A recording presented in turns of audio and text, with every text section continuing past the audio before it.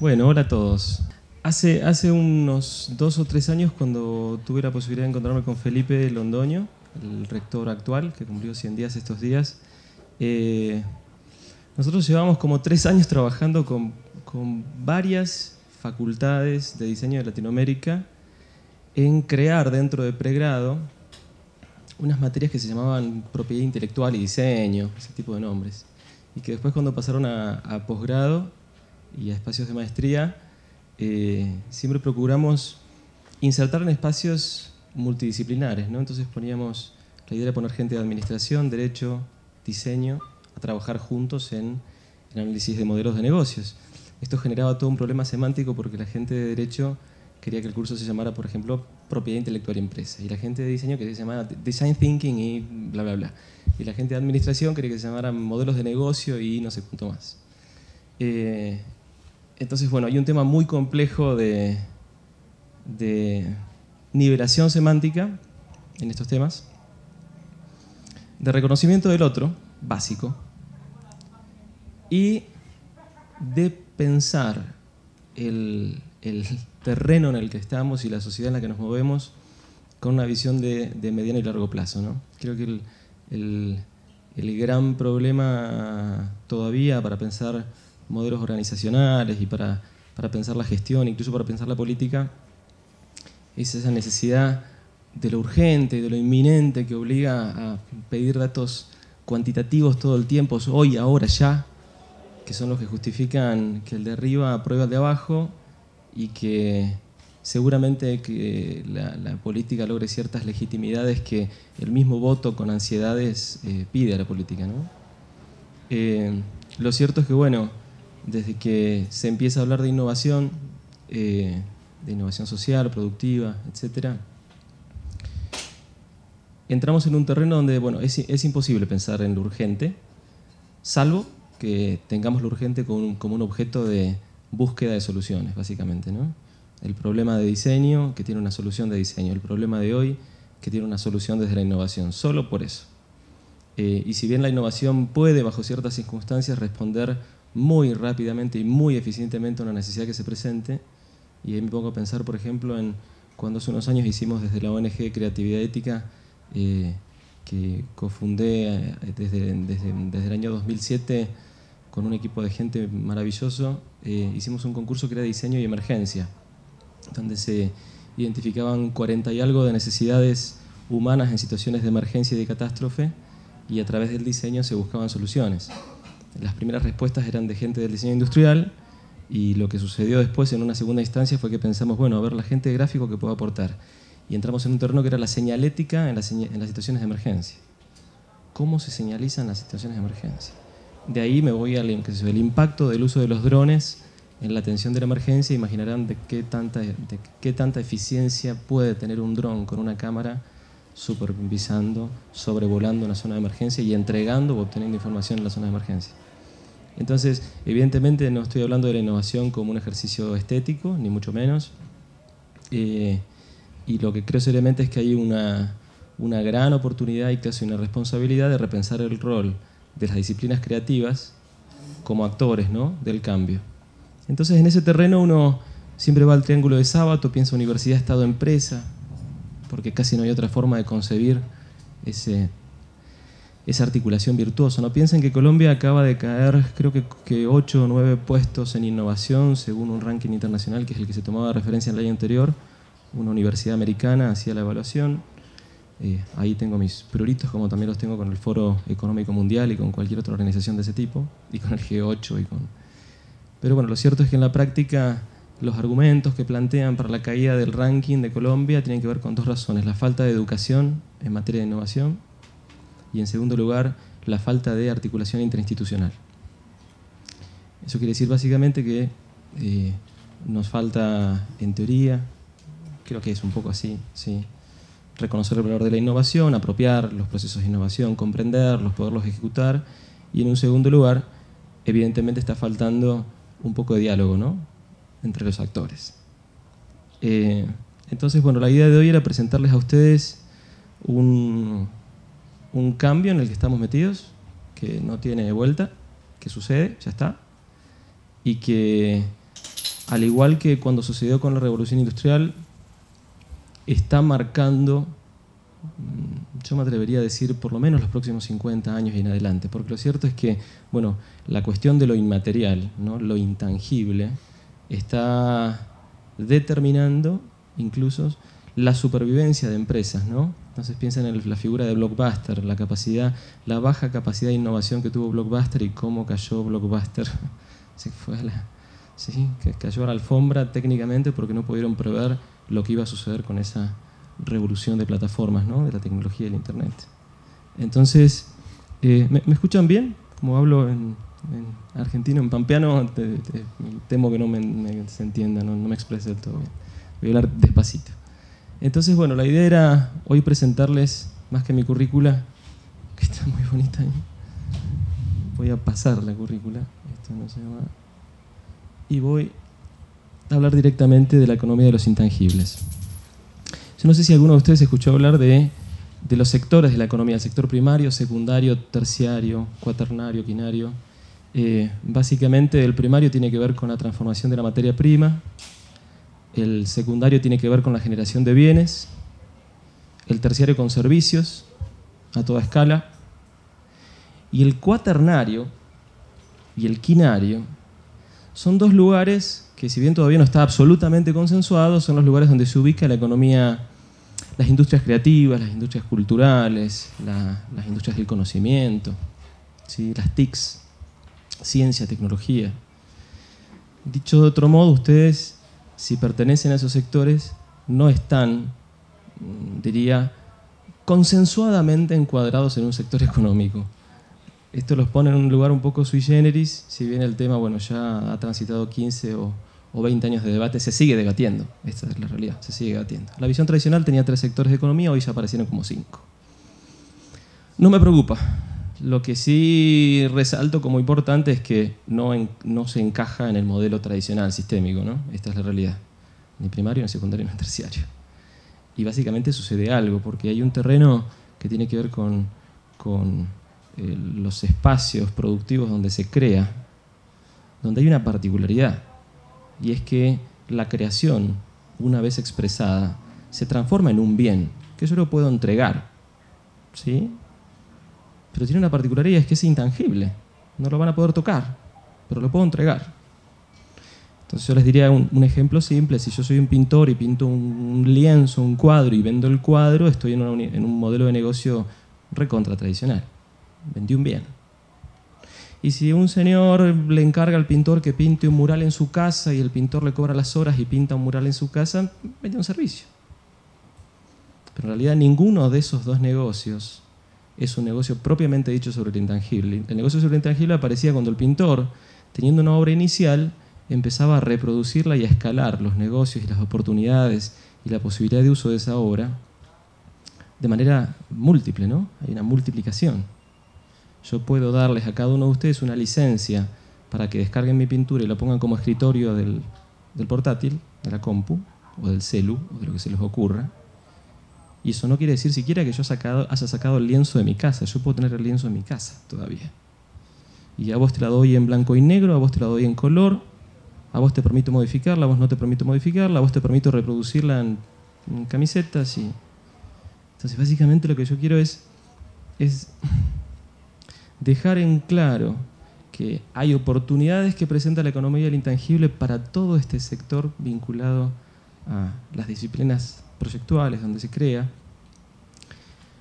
También hay una oportunidad para las empresas tradicionales que históricamente apostaban a una innovación basada quizá en el universo objetual, pero hay una oportunidad muy interesante para generar cosas, y para ciertas otras empresas es en realidad una condición de supervivencia.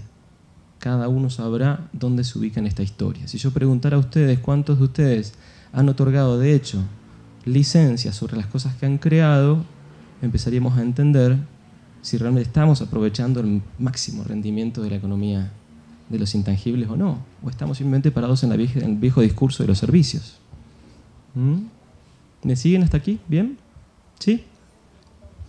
Parece un poco japonés, pero voy a facilitarlo.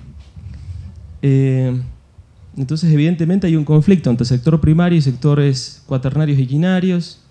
hay un conflicto entre la economía industrial y la economía creativa. Hay, como lo decía ayer un querido colega que nos acompañó con una videoconferencia, hay un mercado de trabajo inexistente hace una década, y eso me parece muy claro, y yo de hecho no lo tenía tan presente. Y es así, las principales fuerzas de trabajo que hoy demanda el mercado no eran técnicamente fuerzas de trabajo demandadas una década y algo atrás. Y ayer reflexionaba con mis compañeros del curso que estoy dando en maestría. Evidentemente, si la formación disciplinar tarda 5 años, y yo empiezo el año 1 tomando conocimiento sobre ciertos aspectos de la teoría general de la disciplina proyectual en la que esté, cuando salgo al año 5, ya pasó medio periodo de cambio hacia ciertos escenarios que no existían al año 1 cuando empecé a cursar. Entonces, ahí es cuando es importante que la universidad, más que entregar un conocimiento taxativo, que a veces es importante tenerlo, sobre todo tiene que dar grandes criterios, grandes principios, una gran capacidad del que recibe la información para poder adaptarse al cambio, obtener la información cuando lo necesite, incluso por medios propios, porque hoy mucha información está en un terreno de acceso empírico, ¿no? Muy claro, en línea. Entonces, desde ese lugar hay una quinta variable, que es la inexistencia de limitaciones de impacto territorial. Y eso quiere decir que si yo históricamente, para poder mandar un objeto industrial, tenía que ponerlo dentro de un contenedor y ponerlo en un barco y mandarlo a través de un océano para que llegara con unas ciertas cantidades de comisiones agregadas a través del valor agregado de toda la cadena de distribución a un lugar determinado, ahora de repente yo puedo dar un send y enviar, simplemente. Entonces, repentinamente, Caldas tiene la posibilidad de ser un polo mundial vinculado a la industria audiovisual, por ejemplo, y esto no debiera estar condicionado por cuestiones de entorno natural, como históricamente nos limitaba la economía del sector primario, por ejemplo. Me parece maravilloso que sean un ícono del café, es maravilloso, pero creo que hay mucho más. Y hace poquito tiempo lo contaba ayer, hablaba con un director de industria, el subsecretario de industria de una región, y él me contaba que el parque industrial histórico, donde históricamente había empresas del sector primario y secundario, e incluso algunas del terciario, me imagino, no estaba funcionando más. Y yo le decía, bueno, podríamos hacer un parque industrial vinculado a la industria cuaternaria y quinaria. Y él me decía, sí, pero pasa que nosotros estamos demasiado aislados. Y yo le decía, ¿cómo demasiado aislados? Si es un tema de tener o no conectividad, tener o no capacidad. Y sí, seguramente, de que el Estado empiece a reflexionar sobre la importancia de generar, de un modo no tradicional, vinculaciones con este universo territorial. No quiero decir la palabra globalización porque la odio, es ideológico. Entonces, imagínense ustedes esos proyectos como, por ejemplo, ciudades hermanas, ¿no? Berlín y no sé cuál otra. Ahora se hizo en Buenos Aires un evento vinculado a Berlín-Buenos Aires se llamaba. Dicho de otro modo, está la diplomacia internacional, está el Ministerio de Relaciones Exteriores, tienen que articular y adaptarse a estas necesidades, pero evidentemente la posibilidad de mover fichas para vincular a una región que esté en un rincón de una montaña en la hermosísima Colombia, con otra que esté en un rincón de la planicie en el bellísimo Egipto, o lo que pasó con la India, con el profesor Sadagopan, que generó la transformación productiva de la India. Esto es básicamente un ejercicio de análisis no tradicional de las políticas, ¿no? Si estamos esperando que el Ministerio de Nación resuelva estas cosas, bueno, no siempre va a suceder. Sí, se tiene que dar el espacio de diálogo, obviamente, pero no siempre va a suceder. Entonces es clave que las regiones y las ciudades tengan la capacidad de entenderse como actores de un territorio bastante más grande que la región, estrictamente hablando. Necesito tomar agua, perdón, un segundito.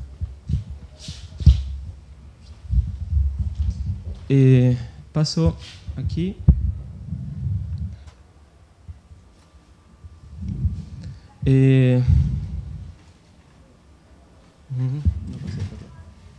Ahí. Cuando hablamos de intangibles, miren qué definición incómoda, no tiene que ver con reclamación de utilidades futuras que no tiene un inconveniente físico-financiero. No lo entendió nadie, yo no sabía.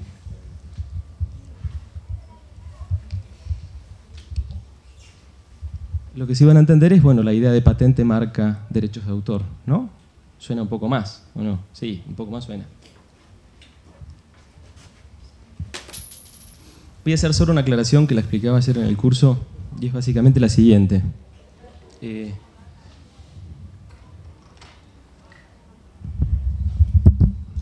Dentro de las creaciones del intelecto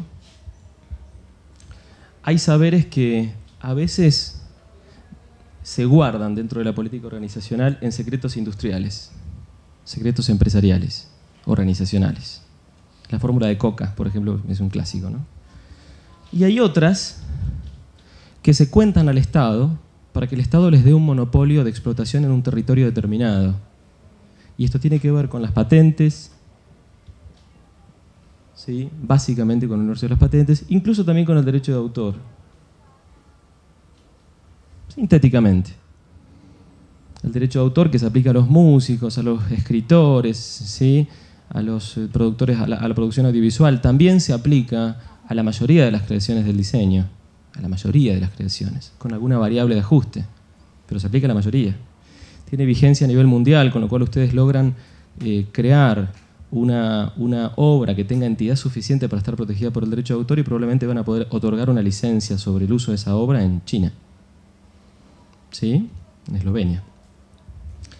El terreno de las patentes, ahí se complica mucho y es donde quedamos los países en vías de desarrollo bastante descalzados con el tema.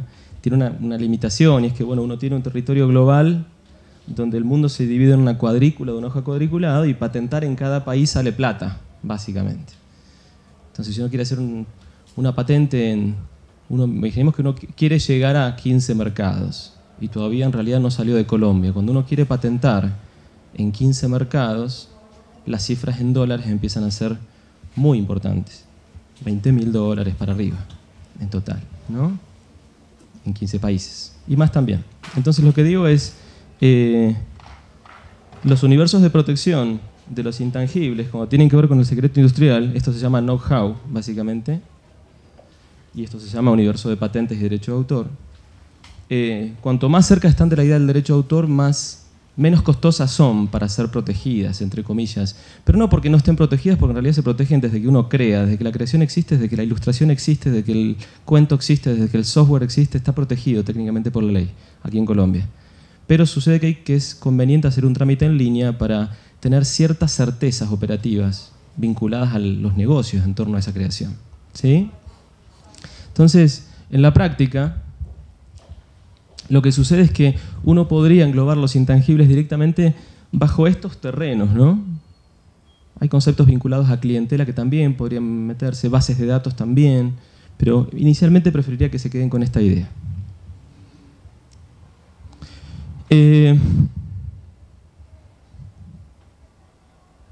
Entonces, lo que sucede básicamente es que se está produciendo una ruptura de paradigma entre la vieja economía y la nueva economía.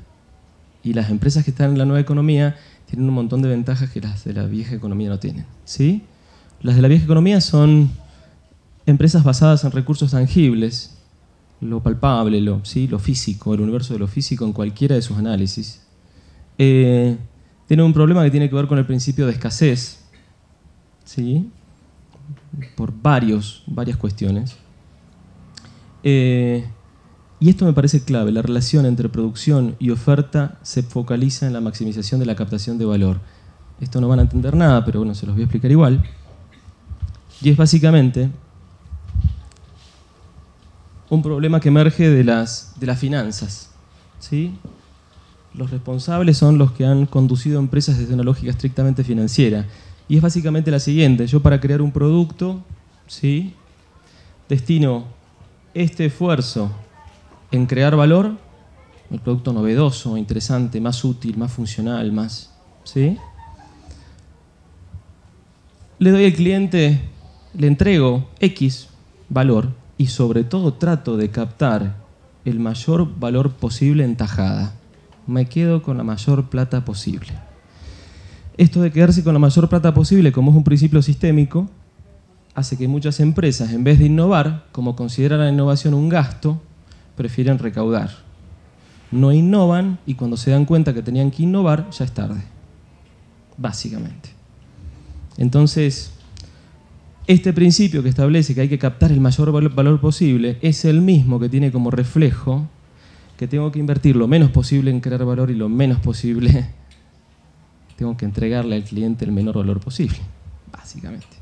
Esto es inmediatista, cortoplacista, bien del universo de las finanzas, ¿no? De ese perfil de actor socioeconómico que se dedica a comprar una empresa, licuarla, fundirla y hacer eso, ¿no? Sacar el mayor y voy sacando y voy despidiendo gente y no pasa nada, no pasa nada. En el otro terreno de la economía, de las nuevas economías, conocimiento e información intangibles, obviamente se basan en recursos intangibles, hay un principio de abundancia, ¿sí? El costo de oportunidad es relativo, y esto es clave, y es básicamente que si yo fabriqué 10 sillas y entregué 10 sillas, me quedé con 0 sillas para entregar. Claro que tengo el valor de 10 sillas, el ingreso que me generaron las 10 sillas y quizá tengo una ganancia si tenía una estructura de costos buena. Pero entregué 10 sillas y me quedé sin stock. En los intangibles, yo puedo permanentemente dar copy, autorizaciones, licencias, y por eso el desarrollo de un soft como cualquiera de la suite Adobe, ¿sí? Es un ejercicio de inversión, un ejercicio de innovación, un producto de la innovación que todo el tiempo se revisa, obviamente, esa es otra historia. Pero muchas licencias, ¿sí? Cada licencia, en realidad, tiene en términos de costo un 0. Hay ciertos costos de gestión, hay que analizarlo, sí, obviamente, pero comparado con el bien físico es 0. ¿Sí? Para simplificarlo. ¿Me siguen hasta aquí? ¿Sí? Entonces, si ustedes se paran en este terreno del intangible, incluso desde las viejas tipologías de empresa, el kiosco, la cafetería, la tienda, si uno logra generar un nivel de rendimiento de negocio trascendente y tener una marca que sí es un intangible, claramente la marca es un intangible, que es reconocida por la gente, uno se mete en un terreno que se llama franquicias. Y ese es un terreno que mezcla un poco de lo material y un poco de lo intangible, pero permite crecer a empresas de lectura tradicional. ¿Sí? Ahora, Adobe, ¿sí? En realidad, no trabaja sobre la base de franquicias. No hay locales de Adobe repartidos por el planeta con una tipología estructural similar y con un mismo olor a hamburguesa y sabor a hamburguesa. En realidad, el negocio de Adobe tiene que ver con una escalabilidad bastante más fina porque el core de Adobe es intangible. Dicho de otro modo, si ustedes fueran una empresa que produce, no sé, vamos a suponer estructuras para baño, que era un caso que vimos ayer, que lo tengo fresco. Ustedes producen estructuras para baño y evidentemente si invierten $50.000 o $100.000 en desarrollo de una línea para baño, o desarrollo de una línea de sillas, o desarrollo de cualquier objeto industrial, parlantes para periféricos para computador, y ustedes lo fabrican acá y venden unos parlantes con diseño. ¿Sí? El negocio inicial es fabrico unidad, vendo unidad. Hasta ahí no hay economía del intangible.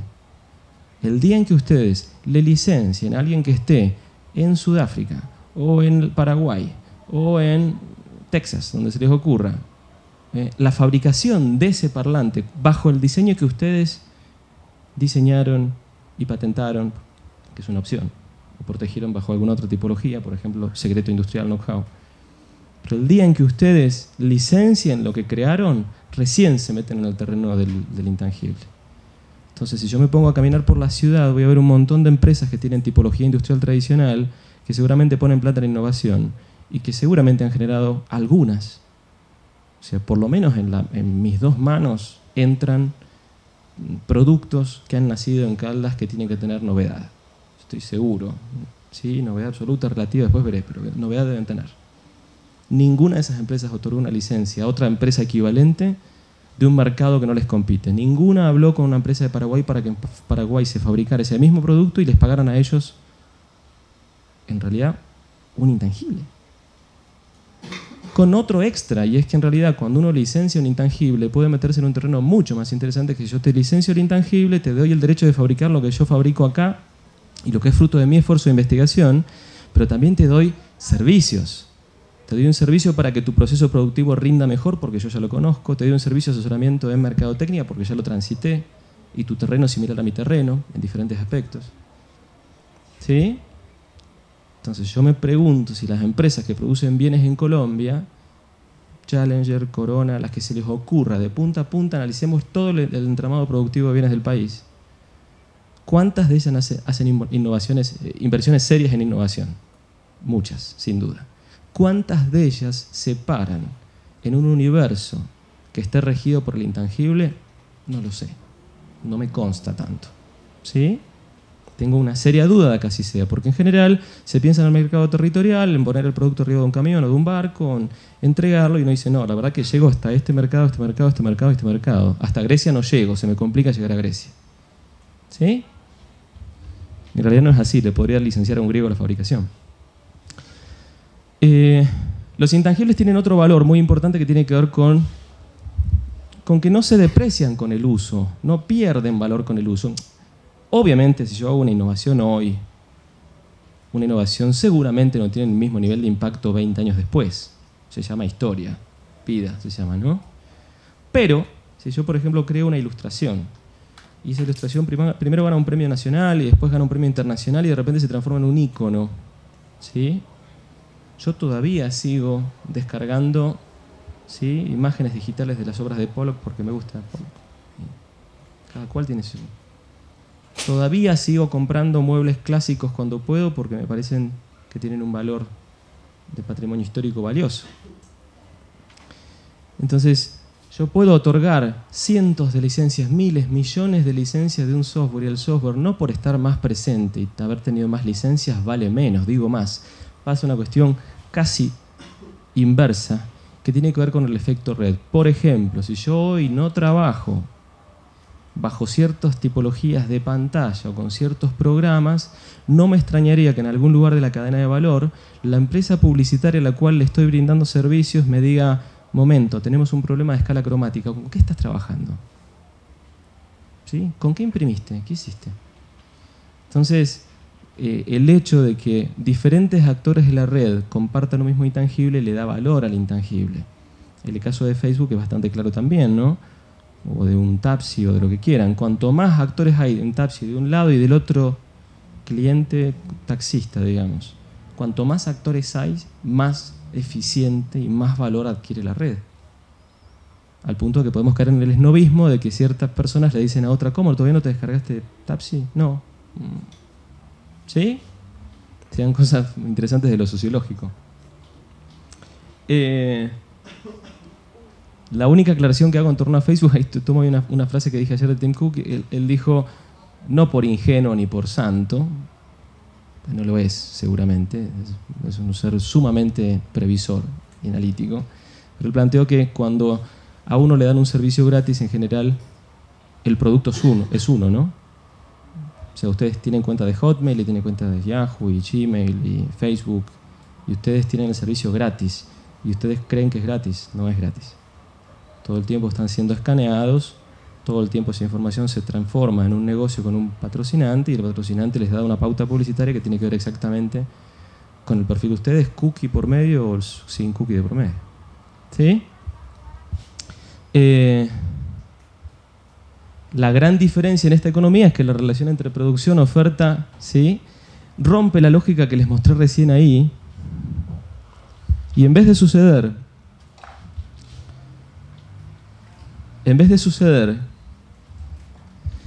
que la inversión, lo voy a replicar en realidad, que la inversión en crear valor es baja, la entrega de valor es baja y la captación de valor es grande, la tajada, se invierte.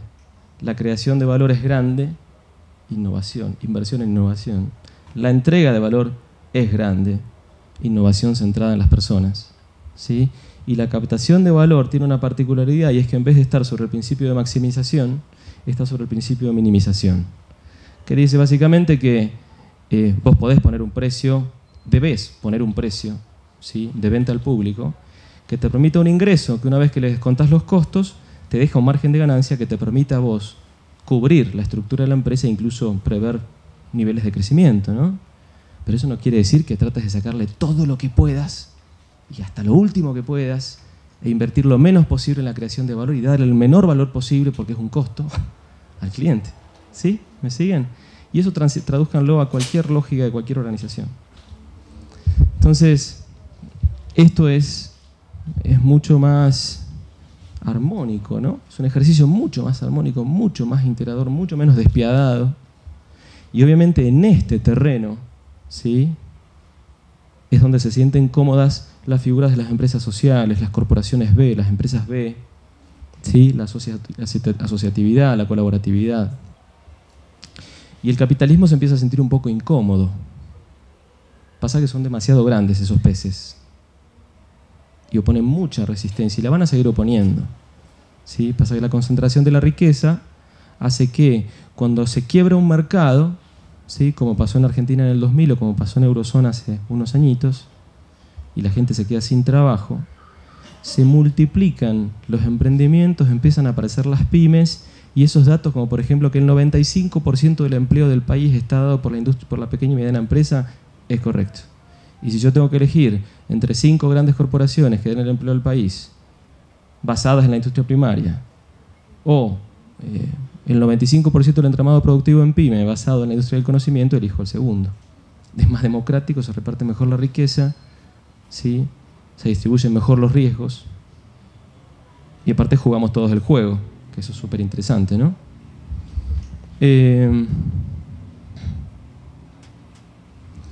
El tema es que, bueno, los errores habituales son pensar que la inversión en investigación obviamente es un gasto, pensar que la innovación es un gasto. Digo más, sí, los afino un poco más. Registrar una marca aparece en un balance como un gasto, pese a que en cualquier marca de la industria de lo que es el sector terciario, en cualquier empresa del sector terciario, la marca en general es más trascendente que el resto de los órganos de la organización. ¿Sí? Los intangibles, incluso en las pymes de servicios, tienen un valor sumamente importante aún frente a los tangibles. El tema es que si proteger marca es un gasto, si inversión en innovación es un gasto, estamos bajo una lógica financiera que casi nos pone ahí. Mejor no creamos valor, mejor no entregamos valor y mejor sacamos la mayor tajada posible. La cuestión se va a simplificar cuando las empresas empiecen a caer por la falta de adaptación, ¿no? Ahí se sabe todo.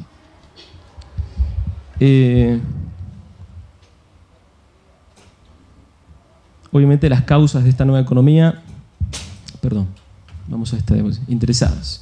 Esto, me encanta esto. Los interesados en la economía de los intangibles son los mercados de capitales, todo lo que tiene que ver con bolsa y valores, los inversores ángeles, las universidades porque tienen la responsabilidad, y muchos logran estar a la altura de esa responsabilidad, de mirar siempre, estar paradas allá atrás en el horizonte del pensamiento crítico y no acá en lo inmediato. Los emprendimientos de alto impacto, todo lo que tiene que ver con industrias TICs. Y ciertos estadistas, ¿no? Ciertos estadistas. No me refiero al estadista a un presidente o presidenta. Me refiero concretamente al estadista que todos llevan dentro, si es que lo llevan. Digo, a ese actor del cambio, ¿no? Cuando un actor del cambio que puede ver un poco más allá de su nariz y más allá de lo cuantitativo e inmediato, piensa en lo que viene, va a ver la cuestión de los intangibles, economía del conocimiento, economía de la información, economía creativa, como algo muy, muy relevante. Después están los otros que son menos interesados, que son curiosos, que son gobiernos de países del tercer mundo, emprendimientos culturales, que obviamente están recontra interesados en el tema del intangible, pero todavía no lo tienen claro, porque soy una empresa de teatro, entonces un proyecto teatral, no sé cómo entrar al terreno del intangible. Y ciertas empresas tradicionales, ahí me falta un pedacito, con visión, ¿sí? Con cierta visión. Dicho de otro modo, una empresa del área metalmecánica que sin embargo se anima, se le mide a poner plata en generar una unidad vinculada a consolidar esa marca o desarrollar innovaciones. Finalmente están los incrédulos, que son los viejos cuerpos gerenciales de las empresas, ¿sí? Muchos incrédulos. Y obviamente todo lo que tiene que ver con los políticos de lo urgente. Cualquier político de lo urgente va a estar pensando en resultados que son más propios de la vieja economía que de la nueva economía. El tema es que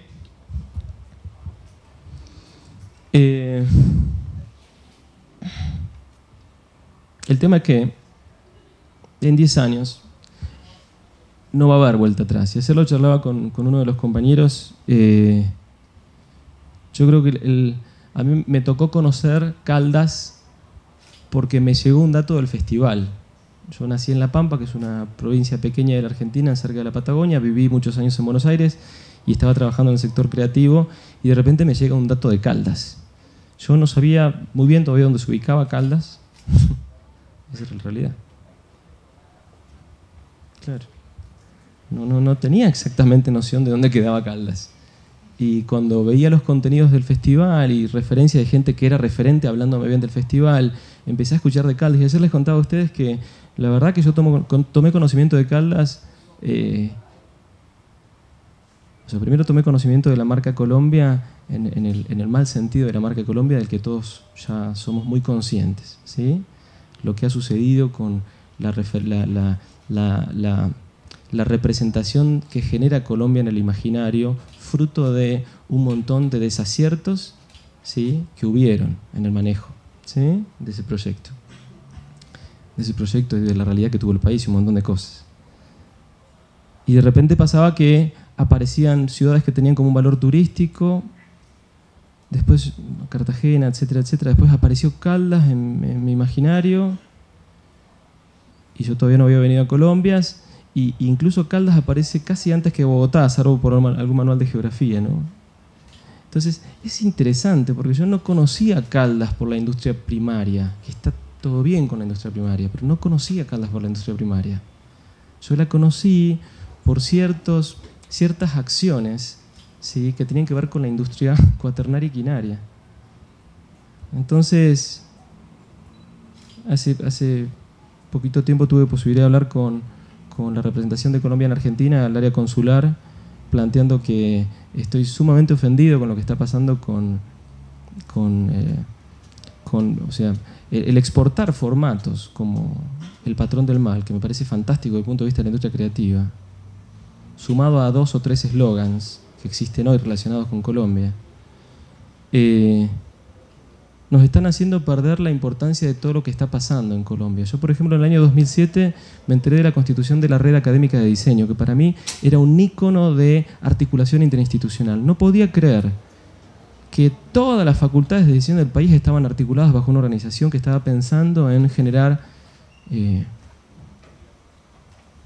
una mejora de rendimiento curricular, etcétera, etcétera. Y apenas tuve posibilidad, invité a actores de la Red Académica de Diseño como para que nos contaran en Argentina qué estaban haciendo con la RAD, con la Red Académica. No sé cuántos de ustedes conocen la RAD, pero lo que yo sí es que en ese momento en Argentina la idea de una Red Académica de Diseño era absolutamente inviable. De hecho, apareció en Argentina bastante después y solo para universidades públicas, por ejemplo. Entonces, yo lo que veo en Colombia es que hay una vocación muy interesante de transformación, y que creo que la vocación que tiene que ver con espacios individuales y plurindividuales va mucho más rápido, ¿sí?, que lo que va el sistema en general, ¿no?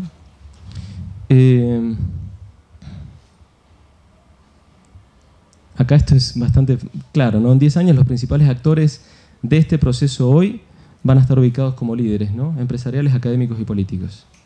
O sea, Caldas en 10 años no va a ser más las Caldas que era hace 15 años. No va más, no es así. Entonces, si tuviera que preguntarme cómo afronto las críticas que hay a la economía de los intangibles, diría, bueno,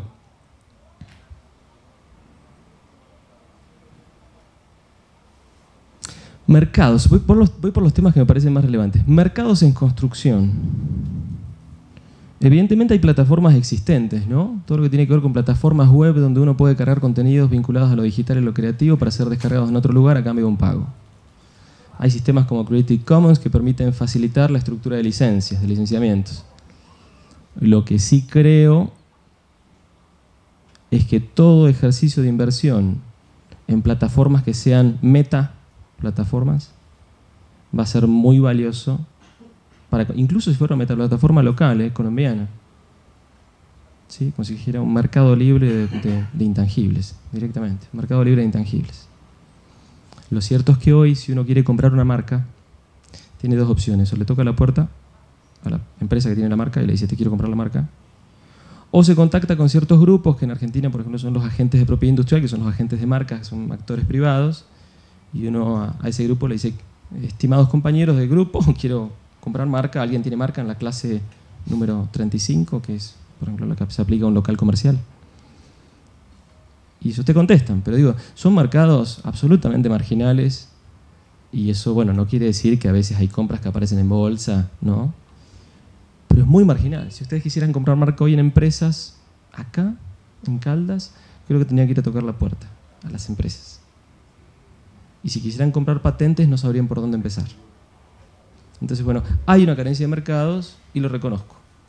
Pero bueno, alguna vez tuvieron que abrirse los mercados para todas las economías, la de bienes, la de servicios, la industria primaria. En segundo lugar, hay muy poco apoyo sectorial y de gobierno para esa comercialización, lo que les dije hoy. Si yo soy un clúster y estoy ubicado en Caldas, la verdad que una mano vinculada a llevar esta oferta de valor a un espacio territorial como podría ser Europa del Este o Paraguay, que decía hoy, podría ser muy valioso, ¿no? Una jornada donde se hayan identificado previamente los intangibles que se crean en la ciudad y se ofrezcan en un territorio distinto, que puede ser fuera de Colombia o no, esos intangibles de la ciudad. Patentes, derechos de autor, obras artísticas, literarias, mercados, ¿no? Mercados culturales, mercados científicos, mercados intangibles. Obviamente, todos los principios que hacían la vieja política se tornan inaplicables. La política vieja necesita números actuales, entonces cuando el número llega un poco más tarde, porque el intangible tiene retardo en alcanzar el número, nos va obviamente a costar lograr apalancamiento del sistema, ¿no? Es así. Entonces, la situación parece que es como desmotivadora cuando uno la ve así, ¿no? Y sin embargo, en la práctica, cualquier actor de la industria creativa local podría buscar otorgar licenciamientos a través de su propio clúster, grupo, colectivo, asociación de empresas, alianzas, de sus creaciones en otros territorios. El MICA, el Mercado de Industrias Culturales Argentinas, por ejemplo, está teniendo varias plataformas que aplican a diferentes áreas: diseño audiovisual, editorial, indumentaria. Entonces, la generación de mercados para las industrias culturales y creativas, bajo el modelo que más les sirva, es un poco la clave para empezar a gestionar esto, ¿no? Networking e interacción. Desde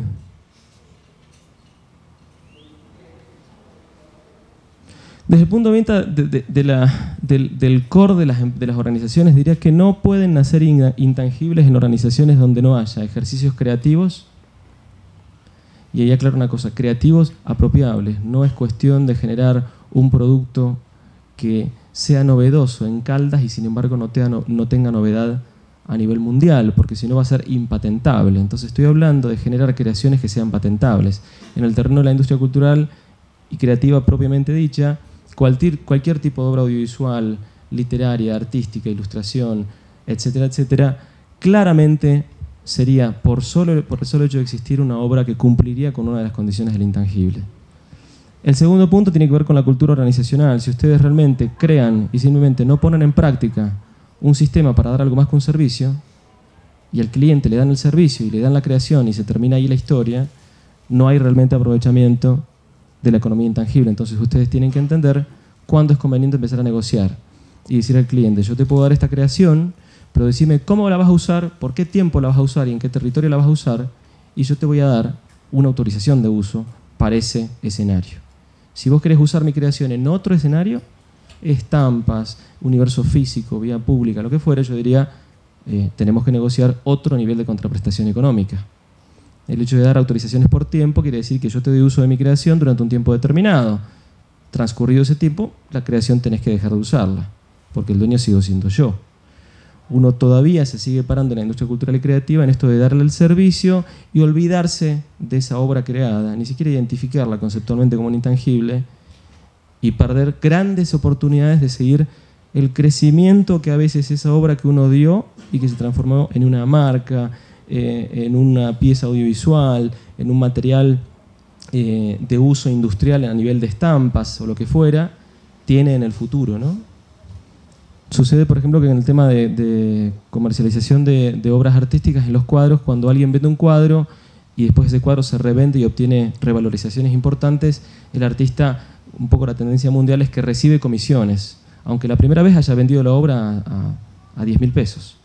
Pero si la obra de repente en la cuarta operación de compra-venta adquirió un valor de 1 millón, a ese autor se lo debe compensar con ciertos niveles de comisiones.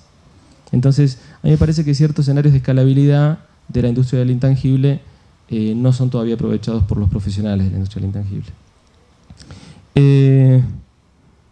El tercer punto es el conocimiento y el recurso humano. Ni hablar del conocimiento técnico para poder crear el intangible, pero también el conocimiento de que existe el intangible como concepto y que el mercado se presta a generar oportunidades en torno a los intangibles. Ahí aparece la escalabilidad, que es la que les dije recién. No hay limitación territorial, no hay un contenedor con un bien físico, sino que ustedes mandan en realidad la obra a través de un mail a un destino completamente remoto de la ciudad. Y la territorialidad, porque bueno, no hay realmente limitaciones geográficas, ni son condicionantes las limitaciones geográficas en general.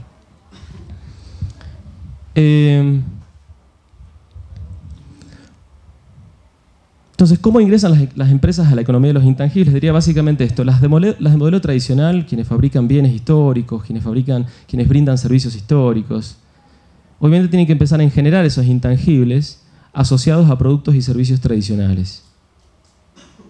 Eso tiene que ver con recategorizar submarcas, tiene que ver con generar nuevas prácticas y manuales de servicio, tiene que ver con generar innovación en producto. Y una vez que logré, por ejemplo, patentar un producto, meterme en el terreno de explorar si alguien está interesado fuera de mi mercado en tomar una licencia de fabricación de ese producto y pagarme royalties a cambio. Obviamente, una opción clara y que se les va a presentar mucho es la opción de generar en una empresa que funcione una franquicia. Las franquicias en general acortan la curva motivacional, y eso quiere decir que cuando un consumidor quiere consumir un bien o servicio, en general evalúa quién es la persona, toma una decisión, y cuando en general no hay un conocimiento previo, no hay confianza y no hay marca, yo tengo en realidad mayor retardo en tomar la decisión. Cuando el Festival Internacional de Caldas, o de la Imagen, o el Festival de Cartagena, o una marca como, qué sé yo, Juan Valdés, o la bandeja paisa como concepto, se logran multiplicar como sellos de calidad, uno con solo ver el sello tiene una representación de prestigio y valor del servicio y producto que hay atrás que es muchísimo más asertivo. Entonces, si ustedes logran identificar empresas que aún teniendo un modelo tradicional pueden generar organizaciones eficientes, con marcas eficientes, tienen un terreno que tiene que ver con las franquicias. ¿Sí?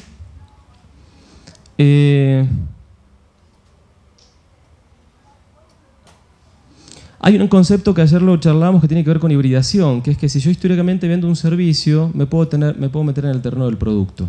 Y si yo vendo un producto, me puedo meter en el terreno del servicio. Entonces, si yo vendo, por ejemplo, comida, al hacer que la comida llegue a un domicilio, estoy incorporando una variable de servicio, ¿sí?, que se vuelve muy interesante. Incluso la comida puede ser entendida como producto en góndola de supermercado o como servicio en el restaurante, ¿no?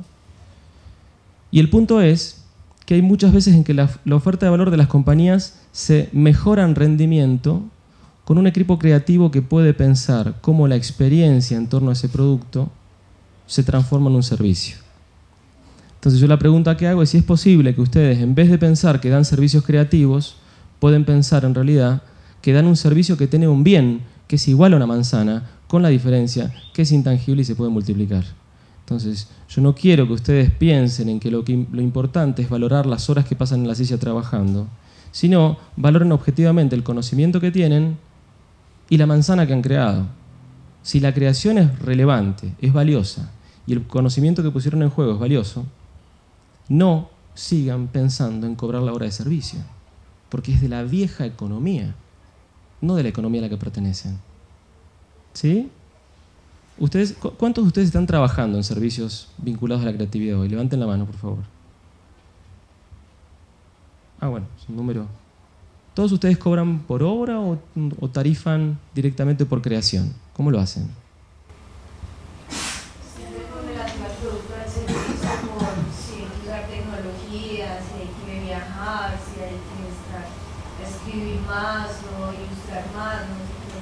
Ilustrar más y escribir más, claro. Ahí está. El más es la hora, ¿no? El más tiene que ver con la hora. ¿Algunos de ustedes otorgó una licencia sobre alguna creación en la que han estado? ¿Ustedes han autorizado expresamente a alguien a que use una creación? ¿Sí? Creative Commons. Ahí me parece que Creative Commons ha facilitado un montón de cosas, ¿no? Claramente. Claro, claro. Lo cierto es que Creative Commons es un sistema, pero ustedes podrían tener un sistema de licencias propio a la medida de ustedes. ¿Vos cómo te llamas? Carlos. Podrías tener un sistema de licencias, Carlos, con 3 tipologías: licencias de uso retributivo, no retributivo, uso social, no social. Y yo podría incluso darle una licencia a ustedes, no pidiéndoles plata a cambio, sino pidiéndoles conocimiento. Yo les digo, miren, la verdad que tengo este armario repleto de mis creaciones y están ahí estoqueadas, es propiedad intelectual ociosa. Yo sí las doy a ustedes. Lo único que les pido no es plata. Yo quiero que ustedes me cuenten qué hacen con la creación, a qué terreno llega, qué tipo de opinión les da la gente. Les doy la creación a cambio de una contraprestación que es información, conocimiento, por ejemplo.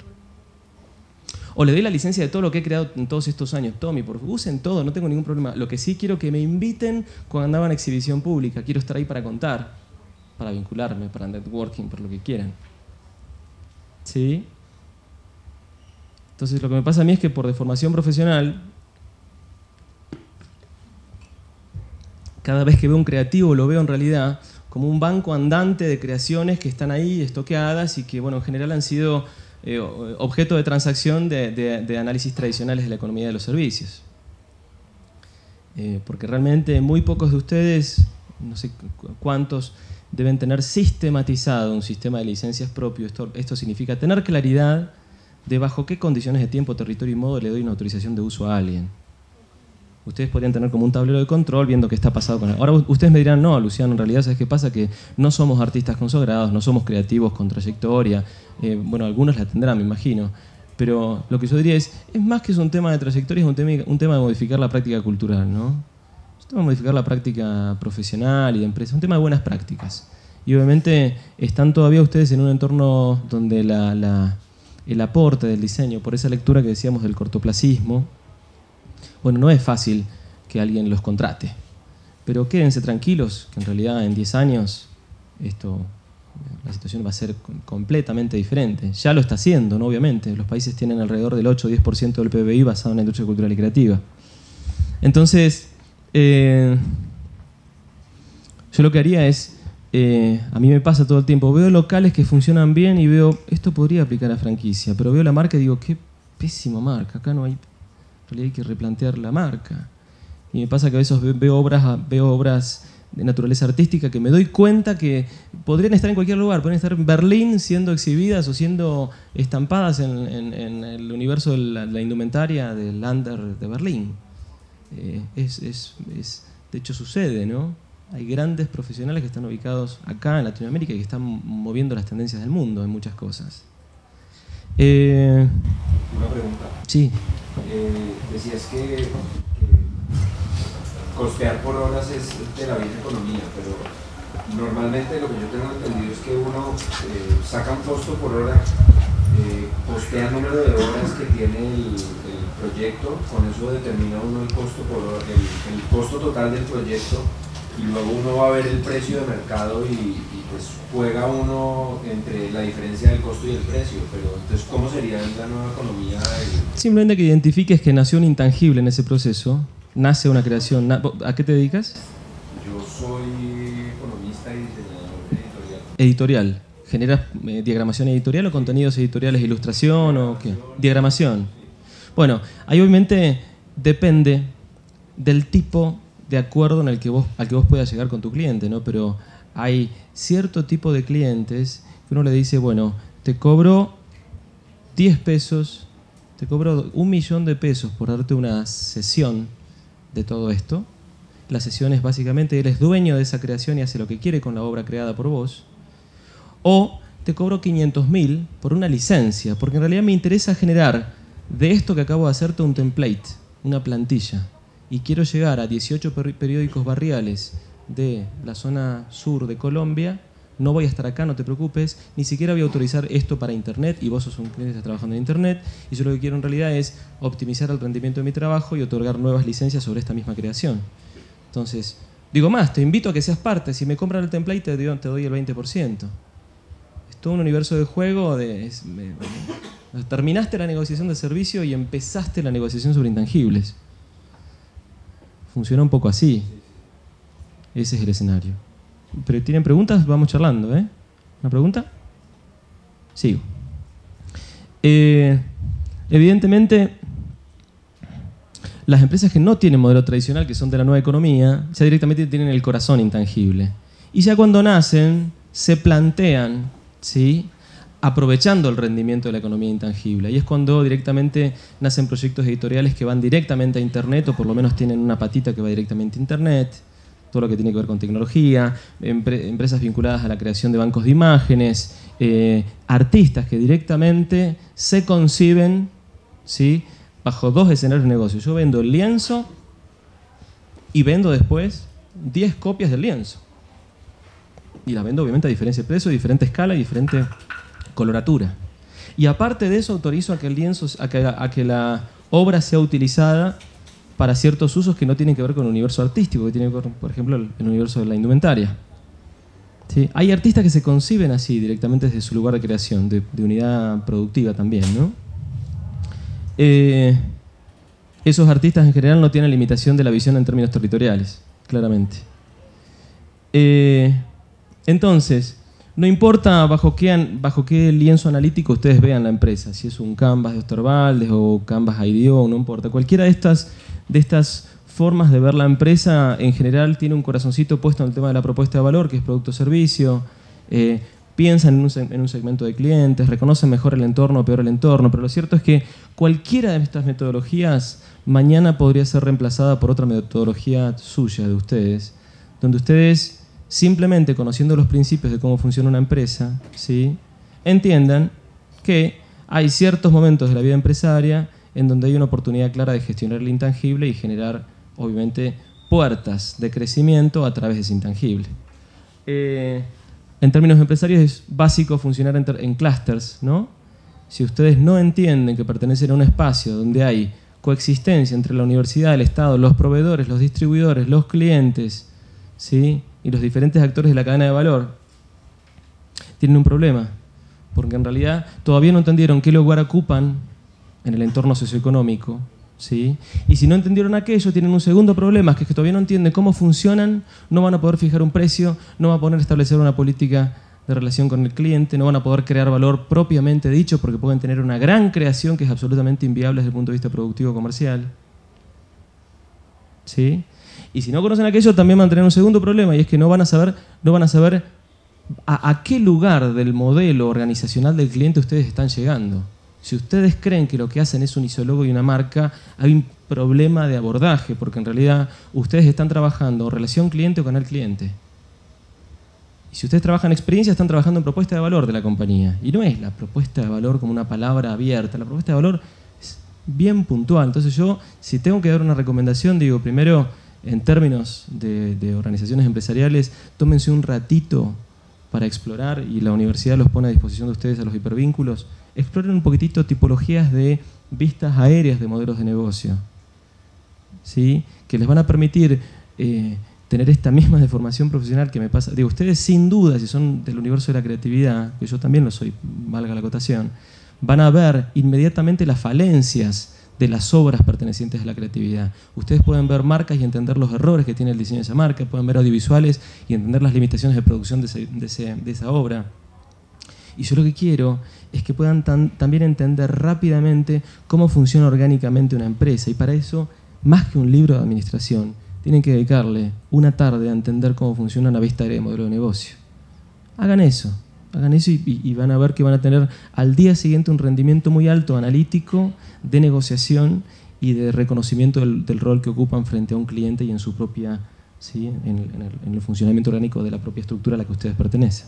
Una aclaración importante: el derecho de autor dice básicamente que ustedes, por el hecho de crear, son titulares de la creación. Esto inicialmente es así, ¿no?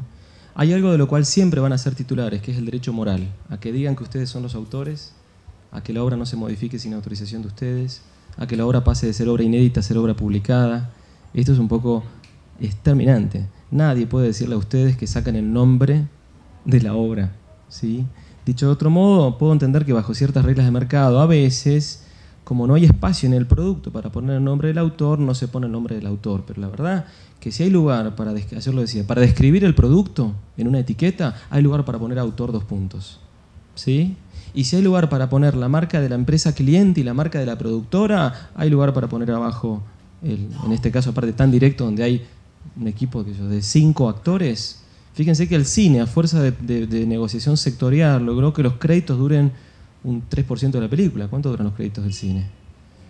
Y eso en realidad, si van a la industria de, no sé, retoque fotográfico, postproducción fotográfica y fotografía, el fotógrafo está consolidado como autor, aparece casi siempre en cualquier campaña publicitaria, pero la postproducción, y hay postproducción que técnicamente es creación intelectual, ¿eh? Hay postproductores que hacen obra, no es corrección de un valor del brillo, ¿sí? Entonces, la segunda pregunta grande es cómo ingresan las universidades a la economía de los intangibles. Y yo acá lo que diría es básicamente garantizando que los esfuerzos en investigación, la extensión universitaria y los procesos creativos sean creados, visibilizados, apropiados y gestionados sensiblemente hacia la economía intangible. ¿Saben qué quiere decir eso? Básicamente, hoy les dije, no toda creación es patentable, por ejemplo. Les puedo dar un segundo principio. No toda creación que nació patentable termina siendo patentable, y ahí pongo claramente un caso que es bien testigo. Si una investigación de una tesis de diseño industrial que encuentra una solución al problema técnico a través de una herramienta que el alumno concibe y diseña para solucionar ese problema técnico, ¿sí?, se divulga antes de ser patentada la invención, se pierde el derecho a patentar. Básicamente hay un montón de vueltitas, pero es lo que sucede básicamente. Segundo, grandes esfuerzos en investigación. Me ha pasado estar actuando con un clúster productivo y una universidad que había gestionado un proceso de diseño en el terreno también de lo industrial, con $60.000 de inversión, y que luego del proceso de diseño, cuando quisieron salir con el producto a la calle, hubo un problema, es que el producto en realidad ya existía a nivel mundial en otro lugar. Ese alguien, que era otra persona, lo había patentado en otro país. En Colombia no era patentable, obviamente, lo cual ya tiene un primer problema porque no va a haber exclusividad de mercado, ¿sí? ¿Sí? Y hay un riesgo de que si por alguna casualidad eso que diseñaron y que pusieron en el mercado con apoyo de la universidad que condujo el proceso de diseño, ¿sí?, sale en realidad sin novedad real porque ya existe, y vamos a suponer que alguien ya lo patentó en Colombia, ese proyecto se terminó ahí. Se llega una carta de documento que dice: señores, no comercialicen ese producto que es mío, dice el dueño de la patente. Entonces, son muy pocas las universidades que en sus ejercicios de extensión universitaria tienen una gestión de intangibles fina. Y me refiero a una gestión de intangibles que por lo menos tiene 3 niveles. El día en que se define el brief del proyecto, ¿sí?, se hace una conclusión sobre ciertos niveles de análisis que se deben hacer en el entorno de las patentes para entender si lo que vamos a transitar, toda esa plata que se va a poner, tiene en realidad umbral de protección o no. Segundo, una búsqueda tecnológica, que es tratar de entender cuando nace el producto y cuando ya está prototipándose, incluso un poquito antes, si ese producto va a ser patentable. Y tercero, patentar.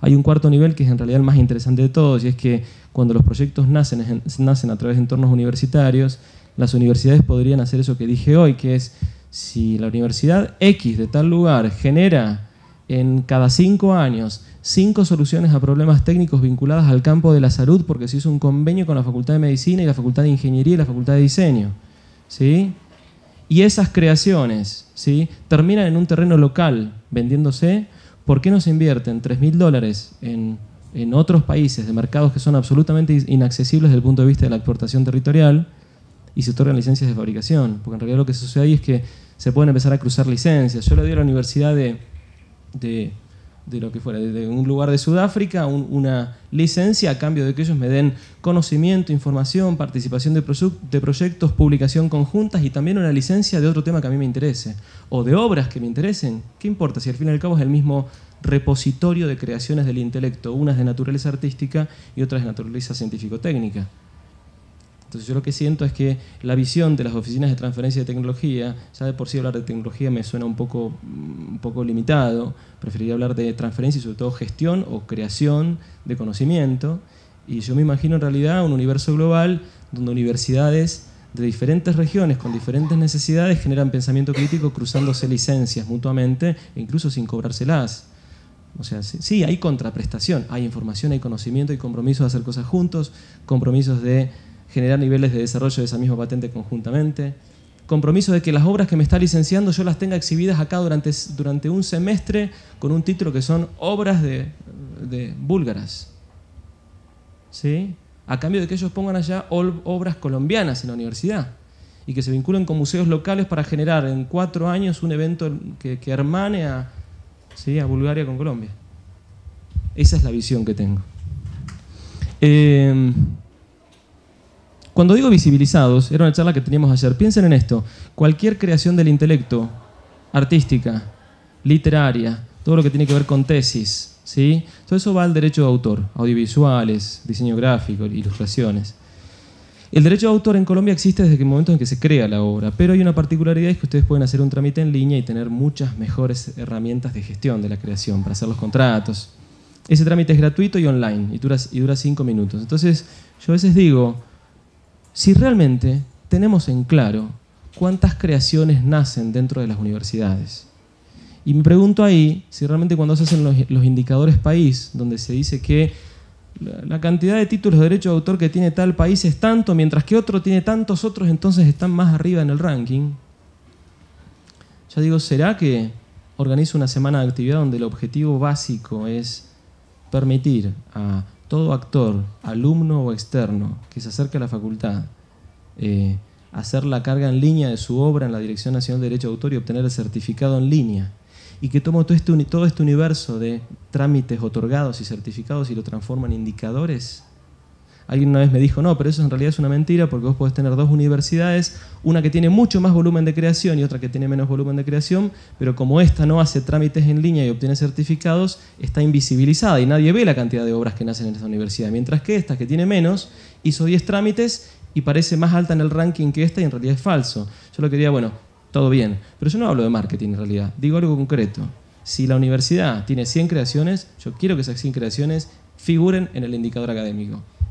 Y la forma en que figuren más correcta es que aparezca un título de derecho de autor con un certificado otorgado que me permita aparecer después en los rankings internacionales de cultura y creación y bla, bla, bla. ¿Sí? Entonces me parece clave el tema de la visibilización. Gestionado sensiblemente hacia la economía intangible. Y acá esto es importante, desde el rol social fundamental de la universidad, ¿sí? Y eso me parece clave. Yo entiendo que los gobiernos tienen líneas estratégicas que si la universidad está muy fuera de esas líneas estratégicas se transforma en un actor poco estratégico de un país. Ahora, también creo que la universidad tiene la responsabilidad mayor de ser el horizonte del pensamiento crítico. Entonces la universidad tiene que ser superadora incluso de las líneas estratégicas del Estado y pensar sin las presiones que tiene el Estado a través del voto popular cada 4 años, la cuantificación de números inmediatos, etcétera, etcétera, y poner el eje en los aspectos de mediano y largo plazo de naturaleza cualitativa y vinculados al desarrollo económico, social y cultural.